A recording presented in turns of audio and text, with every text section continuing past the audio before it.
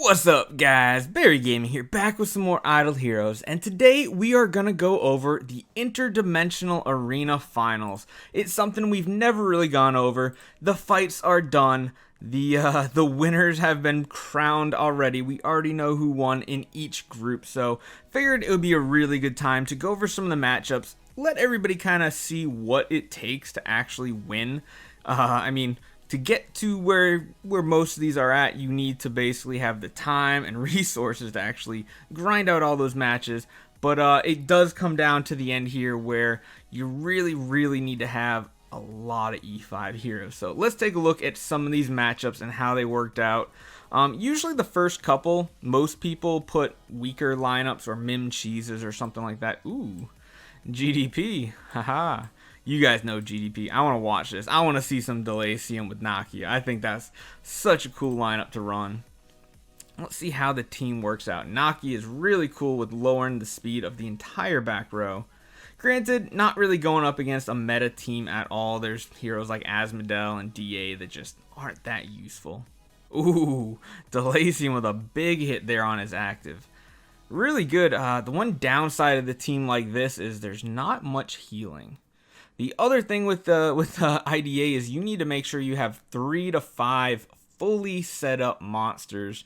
Otherwise, you're immediately at a disadvantage. So those older servers have such a huge advantage when it comes down to that. All right. Ooh, battle ended. Nice. Delacium and Carry. Ooh, even Ada doing a lot of damage, but looks like picked off a win. But then, of course, the Mim Cheese is going to make easy work on a team like this that is already very weak. So the second one of these go down, like the whole team just disappears. But when it comes to Interdimensional Arena, that Mim Cheese usually is only good for one round, because then, as you see, granted, it's another Mim Cheese, so you're automatically at a disadvantage here, but yeah, I mean, even one Mim's gonna win out here because let's be honest, it's a lot of damage incoming, but yeah. So, honestly, most people have one, if not two, Mim cheeses. It seems like for Interdimensional Arena. Ooh, looks like he lost this big one. It wasn't exactly a good lineup. You have heroes like Horus. Livia can be okay, but any team without a carry going up against 2 carries is going to be extremely difficult to win. Yeah, look at that.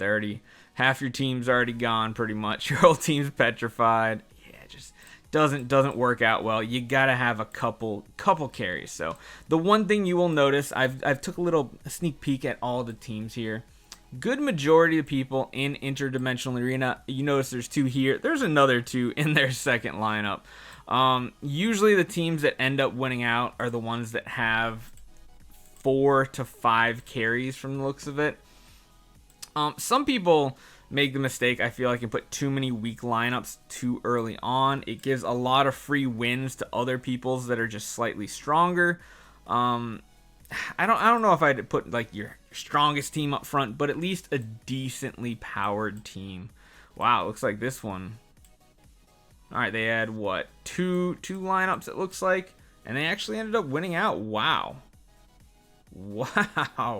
look at this. This carry lineup right here, the double carry Unimax Ada, double Garuda, ended up knocking out 2 pretty strong teams. I mean, this one right here, they had already fought a team, and it looks like they were still able to come back and win with that carry almost down and out, which is interesting though. The triple carry beat out the double carry. And honestly, the big weak link here is that Amun-Ra. I feel like the Amun-Ra in a matchup like this is essentially useless. She just kills herself essentially by having energy and never gets an active off. That's why you're seeing so many people, especially probably on your servers in just regular arena, like absolutely nobody is running an Amun-Ra anymore because there's so many carries that Amun-Ra has become useless. And if anything, you see more Belrains in PvP right now, just because at least Belrain, even if she does die, she still heals for 5 rounds. But if she does live, she doesn't need her active. She doesn't need energy to be useful. Her basic attack is a smart heal as well. And yeah, having the 2 Garuda versus just 1 Garuda is just such a disadvantage. Yeah, right there. Amun-Ra literally just took herself out 2 times in a row for her entire health bar.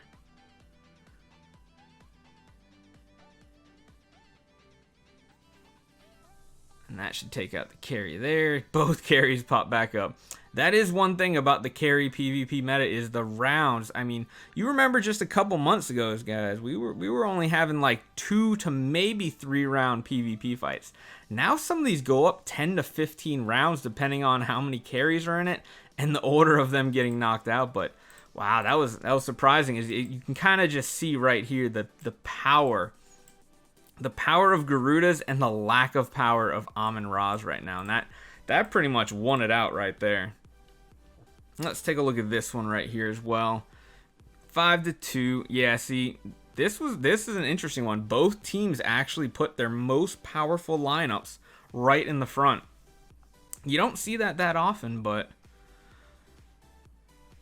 yeah, again, I feel like that I didn't look to see who won. I think the right team won, but I could probably tell just by looking, the team with the Amun-Ra is gonna lose to the team with the Belrain, I think, even though they have 2 Garudas.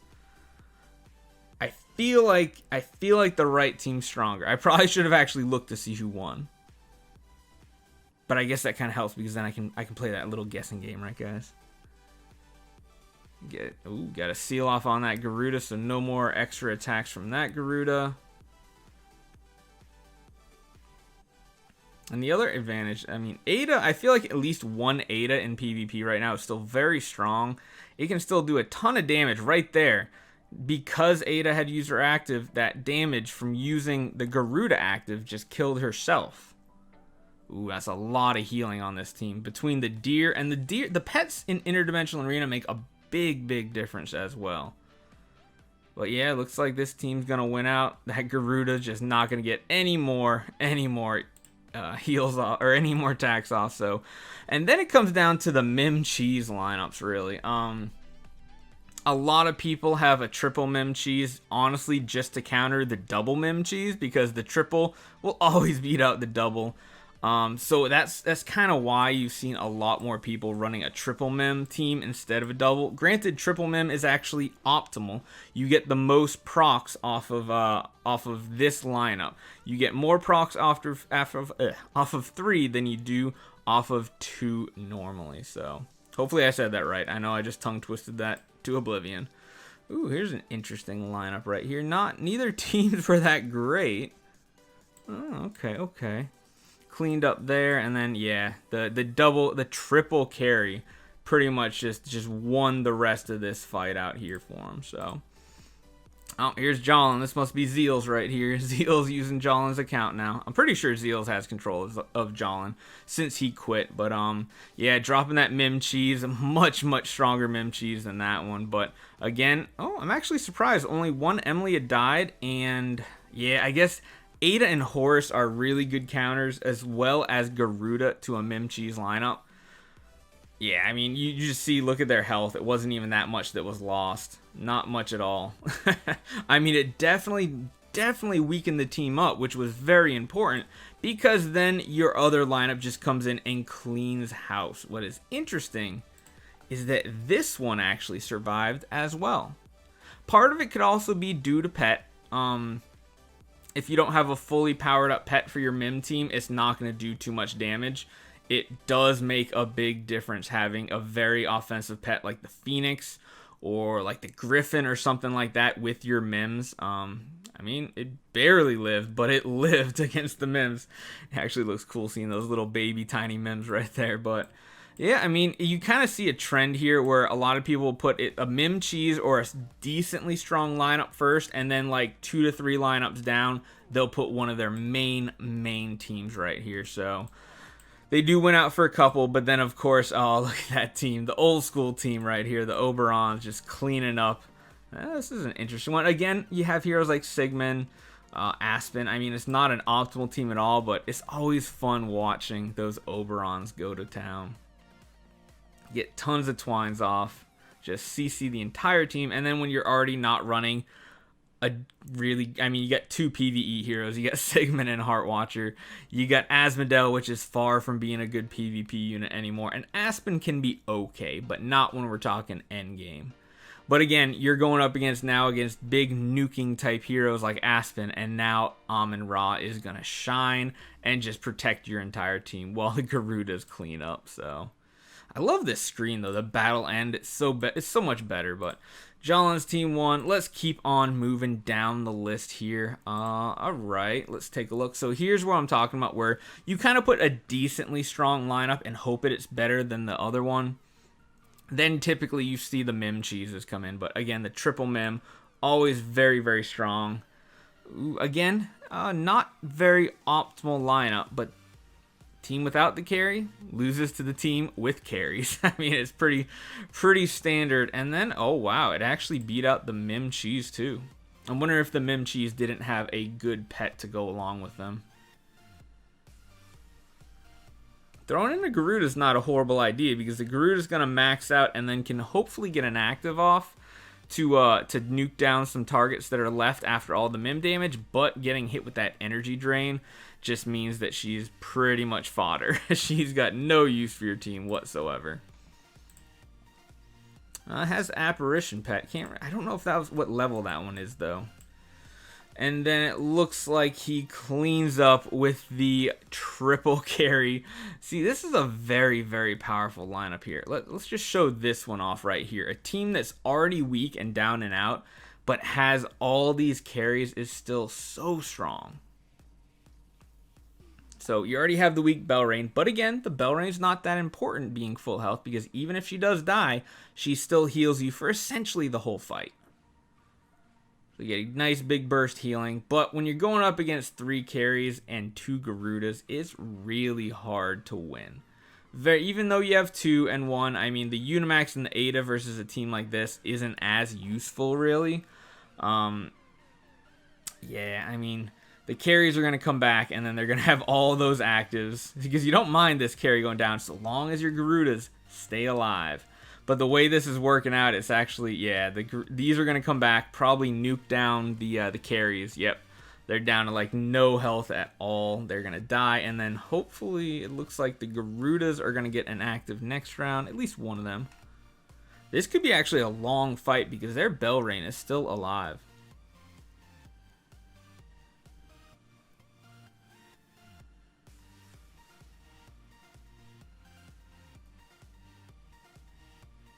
Oh, that one Garuda up the top right has that debuff, so you're not going to see anyone die here. What you want the Garudas to do, though, is take out the non-carry heroes. Because the carry is great to kill them, get them off the board, but at the same time, you know they're going to come back. You want those Garudas to take out the enemy Garudas, the Adas, the Unimaxes, just so you don't have to deal with them for the rest of the fight. Because you know your carries are going to come back as well. And at that point, a carry fight usually ends up being whoever has more carries wins, so.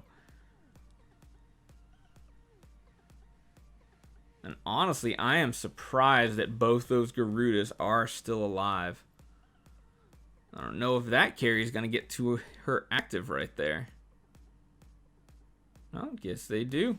And of course, hits the Garuda with the energy. Man, this is a long fight. This is crazy long. Oh, wow, that's the first time carry procced. I thought that carry had already died once.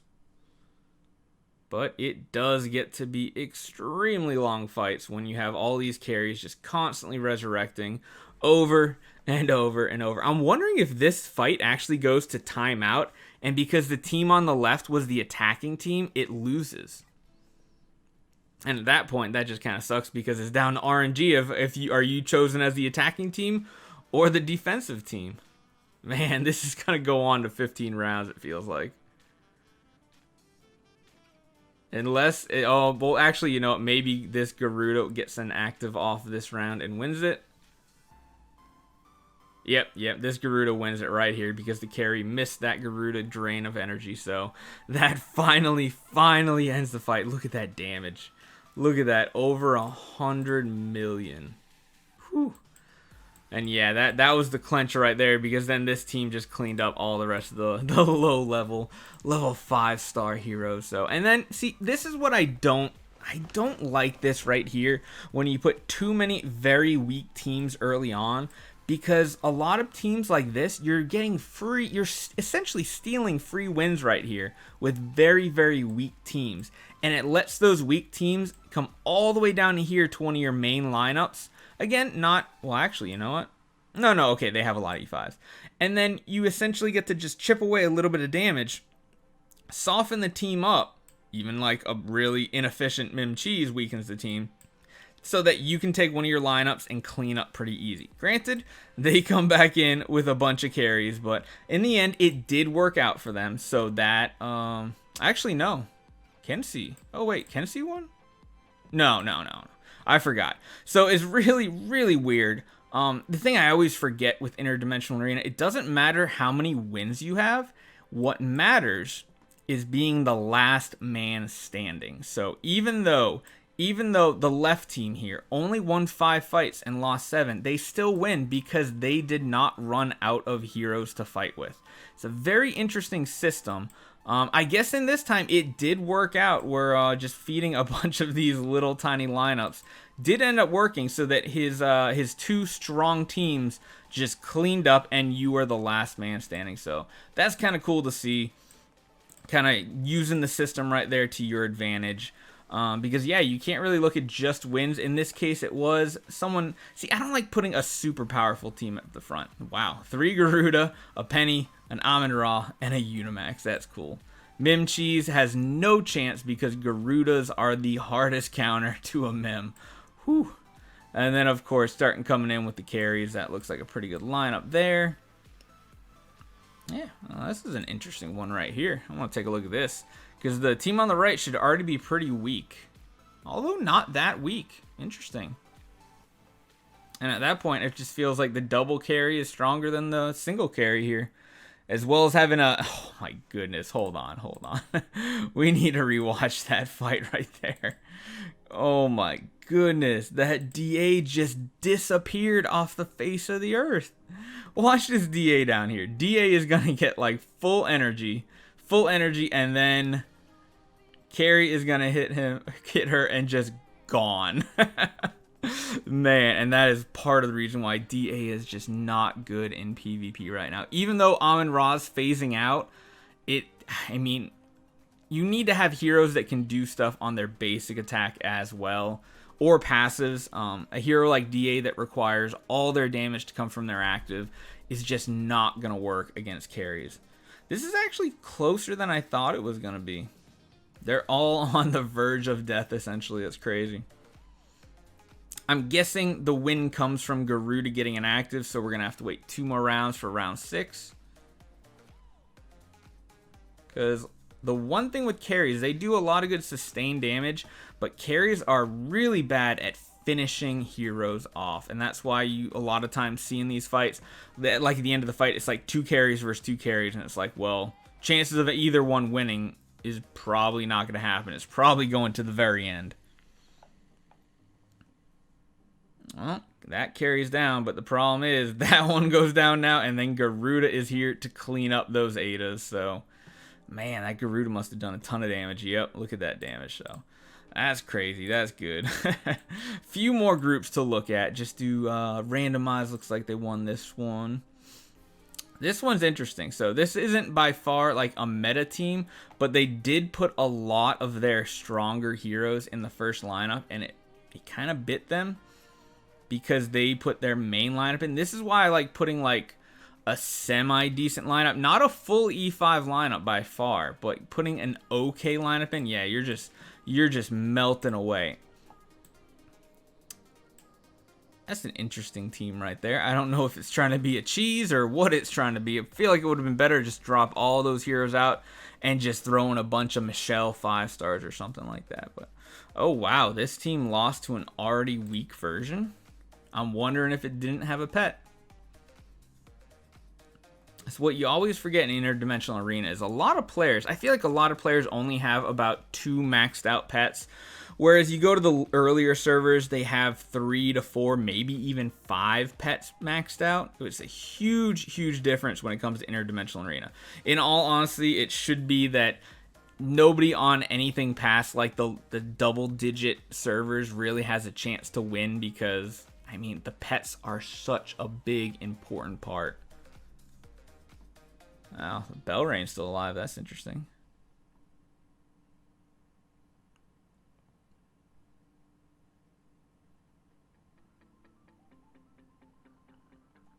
Oof, yeah. Yeah, that one's going to be a long one, but the multiple carries are just going to keep resurrecting, so it just makes it that much easier to win out. And then it doesn't look like there's too much more. It looks like the Mim Cheese cleaned them up pretty easily, but then that Mim Cheese lost to that Mim Cheese. And then back and forth you go with the last couple lineups. So 2 more to go. Let's take a look. Ooh, take a look 1. Okay. See, this strategy I don't like, just putting 5 stars. I honestly probably would have put this team first. Granted, it probably still would have lost because double Garuda. It is probably beneficial putting some Garudas in your first couple of lineups, in my opinion, because those Garudas can counter those early Mim Cheese people like to throw in there. But, yeah, I mean, just having an overabundance of carries. I mean, he got 1 there, and then he still has 2 more left over for his main lineup. Wow, how did this person... Wow, that's crazy. 26. How many E5s does he have? He's got 4 there. Plus another, so that's 10. Oh, no, he does have quite a few E5s. It's just he has a lot of 5-star teams. Wow, okay. And last but not least, I did notice one of our guild mates, BS XXXX. He made it there, but again, on a server like ours, we just don't have the power of the pets just yet, nor the number of E5s you really need.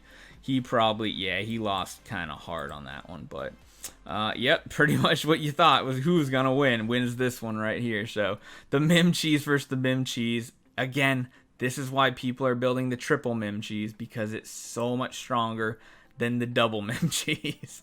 And then it gives you a chance to put it up against another lineup and weaken that team as well. Even though you're not going to win because there's Garuda, is going to soften this team up to make it much, much easier to beat the next team. So, I mean, you look at that. You already took out the Belrain and the carry. Ooh, I wonder if the carry's coming back up. Oh, wow, that's huge that the carry doesn't come back up. Granted, it didn't matter because he's got the more powerful teams overall. Yeah. Yep, yeah, looks like it. So, any good matchups in here? That looks like that could be an interesting one right here. Let's take a look at this fight right here. We're on the last group, so might as well take a little more in-depth dive. The Amun-Ra's not using energy, which is probably smart nowadays. But again, single carry versus double carry. Man, that is a lot of devouring marks on that right team. And yeah, Amun-Ra gets full energy and just kills herself because of that mark. See, the one thing I really wish they would hotfix and change a bunch of things on the Seal of Light from Terra. There's so many passives that the Seal of Light actually doesn't seal away. On death ones like Belrains and carries and things like that, it just does not seal away whatsoever. Actually, yeah, it looks like, oh, that's interesting. Look at this team that ended up winning. I want to see this team fight from the beginning. That is a lot of, wait, was that 3 Gustin? That's a triple Gustin, Ormus, Amun-Ra, and carry? Wow, so do they actually have much damage? I'm wondering if they won out just because they lived through the fights. That is interesting. Out of 3 Gustin, only one of them gutted Totem down. That's crazy to see. But they have so much healing with the Gustins and the Ormus. Oh my goodness. Imagine if this Amun-Ra was a Belrain or something like, or even like a Vesa could be something cool on a team lineup here. It's almost a full priest team. And that Gustin, those Gustins are actually doing a decent amount of damage. That is really cool. Look at that healing at the end of the round. Everybody just bursts straight back up. Plus, you're going to have those rescue marks from Ormus. That is a really cool team, guys. Look at how much damage it's doing. Like I said, imagine if that Amun-Ra was like a Belrain instead. The sheer amount of healing, they'd go back to full every round. My guess is the reason why they use Amun-Ra is to protect against some bursts as well, since they knew they had a ton of healing. But it's still really, really cool to see. Oh, Amun-Ra kills herself because of Ada on the field. Yeah, this is interesting. I feel like this... What do you guys think? Do you think one team's actually going to win here? Or do you think the Gustins on defense with the Ormus is going to win out because they are on defense and the game goes to 15 rounds? Because I don't see how they kill both those carries, honestly. I think it just comes down to being lucky and being the defensive team and riding it all the way out. We're going to have to watch this because there's really no easy way to tell that after the fight.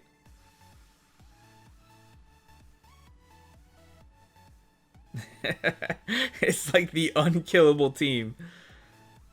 And so long as Skerei keeps draining that energy off of their Garuda on the left, they don't have any way to actually kill them. Because carries don't do enough damage to outpace the healing of the teams on the right. Ada's not going to do all that much either. And yeah, they just have so much healing here. Even with that energy drain damage from the carry. But yeah, look at that. Because the carry on the right hit that energy drain on the Garuda on the left, the fight keeps going on. And at the end of the round, both of the Gustins are going to heal the lowest target hero. Look at that. Yeah, exactly. Garuda goes down. Now there's absolutely no way the team on the left can kill the team on the right. The Gustins and the Ormus are just going to win out. And honestly, I'm really thinking this is just going to go to end of round or end of 15 rounds.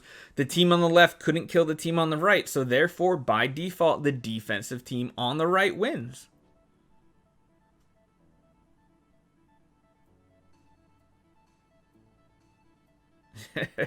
Carries can do damage, but they just can't do lethal damage in a situation like this. They don't do enough burst. They have very good sustained damage, but when it comes down to that burst, it's just not enough. Those totems must be doing quite, or the link between the Gustins must be doing a lot of damage. I'm interested to see what this card is at the end, the damage card. Oh, they almost won, but yeah, because you're on defense and the offensive team did not kill. Look at that damage the Gustins did. Oh my goodness. That is crazy. Healing. Look at that Ormus. Raw healing output, and Ormus is never, ever going to lose. That is such a cool lineup to see in Interdimensional Arena. Man, it makes me want to build it. This actually makes me want to make a meme team of all healers. That was pretty cool, wasn't it, guys? Like, really, really cool. Oh, man, it really makes me want to do it. The downside of that is you got to make one hero to be your Sealand hero first. Maybe build, like, a Penny. Or, heck, even just do a Horus and get to Sealand 18 and stop there. And then convert them over to, like, to Gustins or something. That would be... Oh, man... Imagine running a lineup like this, but substitute out like Amun-Ra, or maybe one Gustin for like a Belrain. That would be so cool. Man, that Ormus. I really like that Ormus now. That was so cool to see. I'm so happy this was the last fight we watched too, is with the triple Gustin Ormus Amun-Ra carry. I feel like the carry is pretty important though, so I feel like you do need to have a carry in this lineup. So honestly, wow. Maybe make an account where you're going dark first and you build up like a 9 or 10 star Aspen that you can later swap. Because you need the Amun-Ra, you need a carry for Sealand. And then at that point, just turn the Aspen into something else. Or just regress him, honestly, and build. That is really cool.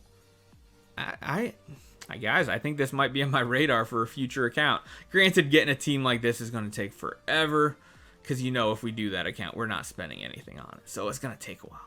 Maybe we can get someone to gift us an account or let us use an account that has a lot of priests on it. That would be fun. But the priest meme team, that would be interesting. Maybe build a Vesa early on? I don't know. But yeah, so that is over. That is all the groups. I'm still highly disappointed on what Interdimensional Arena turned out to be. The fact that anybody can really make it into Maverick if they have enough time and enough arena tickets, I think is very, very stupid. Very stupid design. I don't like it whatsoever. The fact that you can't lose points by being attacked means that those teams that are very weak can just pick and choose which teams they fight and still gain points. Honestly, I wish they would move to a hybrid system that's somewhere between Tower of Champion or Trial of Champion and Free Team Arena, where you only get X number of attacks per day. Maybe say 20 attacks per day is the maximum energy you have, but it still costs arena tickets like the rest of the arena system, so that you really have to pick and choose your fights. You just can't keep smashing your way through trying to get up the ranks. I feel like that would be so much better if you had X number of attempts per day. Would be a lot better in my opinion, and also the chance to lose points by being attacked. I don't know. I just have never been a fan of Interdimensional Arena here so far. The Glory review will come up here very shortly, so you get to see all the teams. And the other thing I think that is very weakly designed is this different group system. In my opinion, I would have made it, if they wanted groups, they should have stopped it and cut it off at 8 groups and then do one final round, a true battle of the best. The number one from each group, then going in a tournament of 8 players, exactly like this, identical. Just take all 8 of the players that won their groups and then have a final bracket, because in my opinion, having 10 winners kind of cheapens it, doesn't it, guys? I don't know. Maybe that's just my opinion, but hopefully you guys enjoy this one. Let me know if you did like it or didn't, and maybe in the future we'll kind of do an Interdimensional Arena overview every month. I think next month I am gonna push on the PvP account and actually fight our way through Interdimensional Arena, so you'll see more videos on that, especially at the end of the season and the finals and things like that, because we'll need to actively participate in it. Just didn't have the time or the tickets this season to do it, but we can definitely get it. So make sure you guys hit that subscribe button. Definitely look out for more videos coming today, tomorrow. We're gonna have the news video Monday night, Tuesday morning, that should have huge information about Easter and Celestial Island update. So hopefully you guys enjoyed this one, and I'll see you guys in the next one.